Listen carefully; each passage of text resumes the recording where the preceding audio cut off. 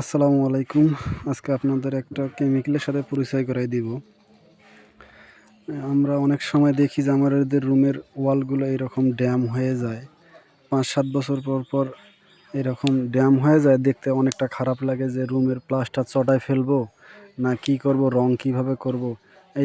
এই সমস্যাটা প্রায় প্রত্যেকটা মানুষেরই আছে। হ্যাঁ, এই সমস্যার সমাধানের উপায়ও আছে। যে কোনো সমস্যা হোক, প্রত্যেকটা একটা সমাধান আছে।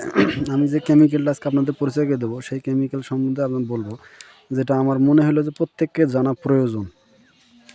এই ওয়াল এইরকম দেখেন কতটা বিশ্রী দেখাচ্ছে। এই ওয়ালগুলো কিভাবে আপনারা রং করবেন ওয়াল না চটিয়ে এগুলো রঙের মাধ্যমে ঠিক করা যাবে।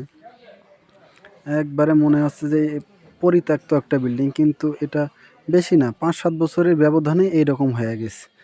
হ্যাঁ, অনেক সময় এগুলো বালুর কারণে হয়ে থাকে, লোনার কারণে হয়ে থাকে, এবং ফ্লোরের ড্যাম ওঠে এই কারণেও হয়ে থাকে। তো এটা সমাধানের উপায় আছে। এই সমাধান একটা আছে, সেটা হচ্ছে দেখেন, ফোর্স গার্ড। এটা একটা কেমিক্যাল, বার্জার কোম্পানি এটা বের করছে। যা এই কেমিক্যালটা আপনারা যখন রং করবেন, রং করার সময় এটার একটা আস্তর ব্যবহার করা যায়। আস্তর ব্যবহার করলে এটা দিয়ে আপনার এটা থাকে না। এটা এমআরপি দিচ্ছে বিডিটি ৪৬০ টাকা, দেখতে পাচ্ছেন ১ লিটার একটা।